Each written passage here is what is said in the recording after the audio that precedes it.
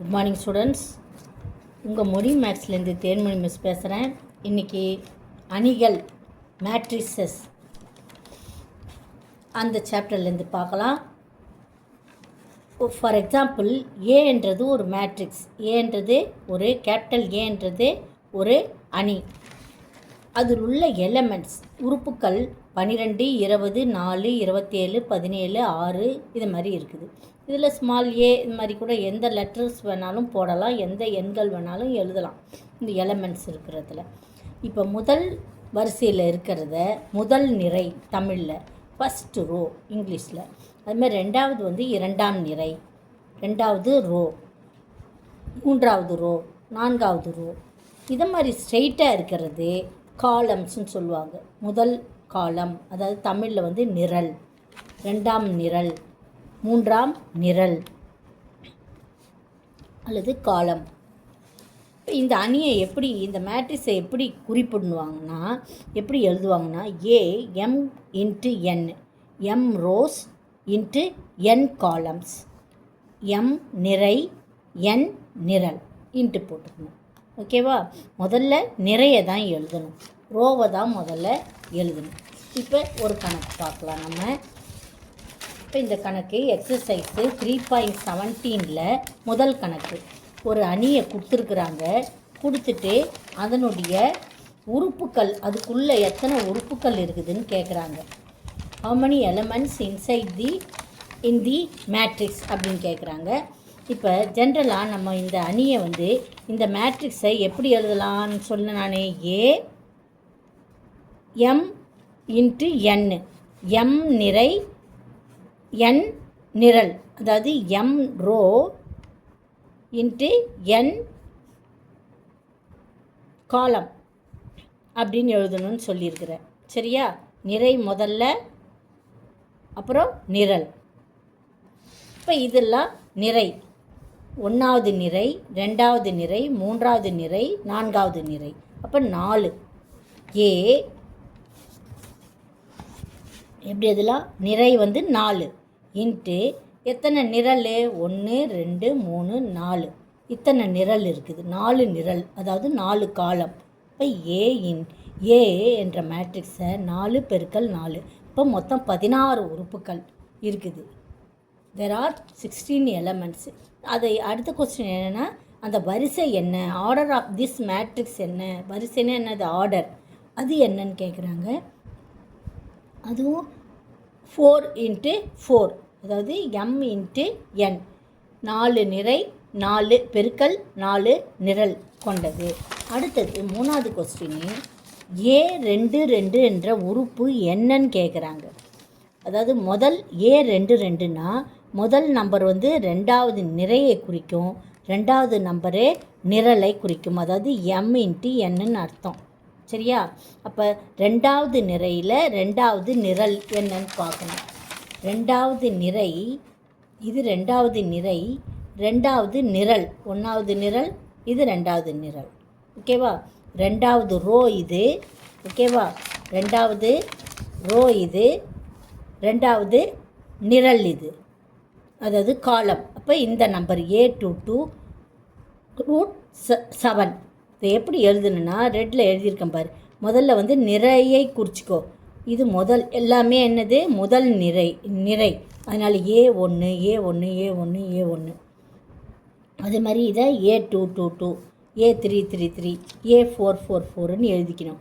அப்புறம் காலம் எழுதும்போது பக்கத்தில், அதாவது நிரலை குறிக்கும்போது இது 1 1 1 1ன்னு போட்டுக்கணும். இதை 2 2 3 3 4 4 இது மாதிரி போட்டுட்டா உனக்கு ஈஸி. போட்டுட்ட பிறகு இதை பார்த்து அப்படியே எழுதிடல, நம்ம பென்சிலில் குறிச்சிக்கலாம். குறிச்சிட்டு எழுத வேண்டியது தான்.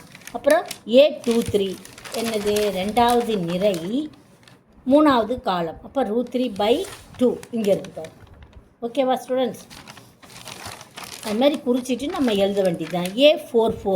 A44னா நாலாவது நிரை நாலாவது நிரல் இங்கே இருக்குது. நாலாவது நிரை இது 1 2 3 4, நாலாவது காலம் 1 2 3 4, அதாவது நிரல், நாலாவது நிரல். A44 வந்து 1, அதான் ஆன்சர் எழுதிட்டேன். இப்போ அடுத்த கணக்கு பார்க்கலாம். இது மாதிரி குறிச்சிக்கிட்டு நம்ம ஆன்சரை டக்குன்னு எழுத வேண்டியது தான்.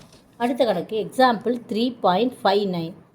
அதாவது இது ஏன்ற மேட்ரிக்ஸு இந்த மேட்ரிக்ஸும் சமம்ன்றாங்க. இந்த அணியும் சமம். இது ஏ மைனஸ் பின்றது ஒரு உறுப்பு, 2a + cன்றது இன்னொரு உறுப்பு, 2a மைனஸ் பின்றது ஒரு உறுப்பு, 3c + dன்றது ரெண்டும் சேர்ந்து தான் ஒரு உறுப்பு. அப்போ a மைனஸ் பின்றது என்னது, எதுக்கு சமம், 1க்கு சமம். 2a + cன்றது 5க்கு சமம். இதை மாதிரி நம்ம சமன்படுத்திக்கணும். ஏன்னா இங்கே ஈக்குவல் குறி கொடுத்துருக்குது. அப்போ முதல்ல a மைனஸ் b = 1ன்னு கொடுத்துருக்குறாங்க. அப்போ a = b + 1, b அந்த சைடு போனால் ப்ளஸ் பியாக மாறிடும். சரியா? அடுத்தது அதை அப்படியே வச்சுருக்கலாம். அதை என்ன பண்ணலாம், தட் இம்ப்ளைன்ஸ் ஏன்னு கண்டுபிடிக்கணும். அதை ஏ எப்படி, இந்த பி இருக்கிற இடத்துல நம்ம பியினுடைய மதிப்பை நம்ம போட்டாகணும். பியினுடைய மதிப்பை ஏல போட்டாகணும். அதை கண்டுபிடிக்கலாம். அடுத்தது 2a மைனஸ் b = 0. அப்போ 2a = என்னது, b இந்த சைடு போனால் ப்ளஸ் b, 2a = b. ஓகேவா? இப்போ இந்த b இருக்கிற இடத்துல 2aன்னு போட்டுக்கலாம். bனா என்னது, 2a. அதனால் இப்போ a = b + 1 தானே சொன்னோம். அப்போ b இருக்கிற இடத்துல நம்ம 2a போடலாம் இல்லையா? அப்போ 2a போட்டுட்டு இந்த 2aவை நம்ம இந்த சைடு கொண்டு போனால் மைனஸ் ஆகிடும். சரியா? a மைனஸ் 2a என்னவாயிடும், மைனஸ் a. அதான் எழுதியிருக்கேன், மைனஸ் a. Minus a = 1. அப்போ a = -1. ஏயின் மதிப்பு -1. a கண்டுபிடிச்சாச்சு. இப்போ பியை கண்டுபிடிக்கணும். இப்போ பின்னா என்னது, 2a. இப்போ 2a இருக்கிற இடத்துல -1ன்னு போட்டால் b = -2. ஓகேவா? அப்புறம் திருப்பியும் 2a + c = என்னது, 5. இங்கே இருக்குது 2a + c = 5. a இருக்கிற இடத்துல திருப்பி -1 போட்டுக்கோ. அப்போ 2 × -1 -2 + c. இந்த -2 அந்த சைடு போனால் +2 ஆகிடும். So c = 7. அடுத்த கணக்கு 3c + d = 2. நல்லா கவனிச்சிக்கணும். 3c + d = 2ன்னு இருக்குது. c என்னன்னு கண்டுபிடிச்சோம், 7ன்னு கண்டுபிடிச்சிருக்கிறோம். 7 போட்டோன்னா 3 21 + d = 2. d = இந்த 21 என்னது, அந்த சைடு போனால் -21 ஆகிடும். இது வந்து +2. அப்போ -21லேருந்து 2 போச்சுன்னா மீதி எதில் இருக்குது, மைனஸில் தான் இருக்குது. அதனால் d = -19. ஓகேவா ஸ்டூடெண்ட்ஸ்? அடுத்த கணக்கு பார்க்கலாம். அடுத்தது 73வது கணக்கு. அது எக்ஸசைஸ் 3.17ல் 2வது கணக்காக இருக்குது. அதாவது ஒரு வரிசையில் வந்து 18 எலமெண்ட்ஸ் இருந்தனா ஒரு அணியில், ஒரு மேட்ரிக்ஸில், வரிசையில் இல்லை, அந்த மேட்ரிக்ஸில் 18 எலமெண்ட்ஸ் இருந்தனா அதை எப்படியெல்லாம் நீ வரிசைப்படுத்தி எழுதலாம் அப்படின்னு கேட்குறாங்க. அதே கணக்கில் அதே இதில் 2வது கணக்கு என்னென்னா, ஒரு மேட்ரிக்ஸில் 6 உறுப்புகள் இருந்தனா அதை எந்த வகையிலெல்லாம் வரிசைப்படுத்தி எழுதலாம் அப்படின்னு கேட்குறாங்க. அப்போ 18 எலமெண்ட்ஸ் இருக்கும்போது பெருக்குத்தொகை 18 வர்ற மாதிரி நம்ம வெவ்வேறு வகையில் எழுதலாம். ஒரு 18 2 × 9, அதாவது 2 நிறை, 9 நிரல், 2 ரோ வந்துட்டு, அதே 9 காலம் எழுதலாம். அதே மாதிரி 3 பெருக்கல் 6 18, 6 நிறை 3 நிரல், 9 நிறை 2 நிரல், 18 ரோ 1 காலம். இதை மாதிரி நம்ம எழுதலாம். இப்போ 6 உறுப்புகள் இருக்கும்போது 1 பெருக்கல் 6, 2 பெருக்கல் 3, 3 பெருக்கல் 2, 6 பெருக்கல் 1, இதை மாதிரி 4 வரிசையில் எழுதலாம். அடுத்த கணக்கு 74வது கணக்கு பார்க்கலாம். 74 என்னென்னா, ஒரு மேட்ரிக்ஸ் கொடுத்துருக்குறாங்க. ஏன்ற மேட்ரிக்ஸு, அதனுடைய டிரான்ஸ்போஸ் ஆஃப் ஏ கேட்குறாங்க. டிரான்ஸ்போஸ்னா நிறையை நிரல் மாற்று, நிறை நிரல் மாற்று அணி காண்கன்னு அர்த்தம். மாற்று அணி தமிழ் என்னென்னா நிறை நிரல் மாற்று அணி. இங்கிலீஷில் டிரான்ஸ்போஸ் ஆஃப் ஏ. ஏ = இந்த இது என்னன்னு சொல்லியிருக்கேன், முதல் நிரை, ரெண்டாவது நிரை, மூணாவது நிரை. அதாவது முதல் ரோ, ரெண்டாவது ரோ, மூணாவது ரோ. இப்போ இந்த முதல் ரோவை நம்ம என்னவா எழுதணும், டிரான்ஸ்போஸ்னால் நிரலாக மாற்றணும். அதாவது முதல் நிறையை நிரலாக மாற்றணும். இதோ மாற்றிருக்கேன் பாரு. முதல் ரோவை நம்ம என்ன பண்ணணும், முதல் காலமாக எழுதணும். 5 4 3ன்ற நிறையை நம்ம எப்படி எழுதணும், காலமாக 5 4 3 இப்படி செங்குத்தாக எழுதணும். 1 -7 9 இப்படி எழுதிடணும். 3 8 2 3 8 2 அதை பார்த்து அப்படியே எழுதுகிறோம், அவ்வளோதான். இப்படி இருக்கிறத இப்படி எழுதுகிறோம். இதுக்கு 2 மார்க்கு. அதே கணக்கு அடுத்தது 75வது கணக்கு. A = இது ஒரு மேட்ரிக்ஸ் கொடுத்துருக்குறாங்க. அதாவது இதனுடைய என்னது, எத்தனை நிரை இருக்குது, 3 நிரை இருக்குது.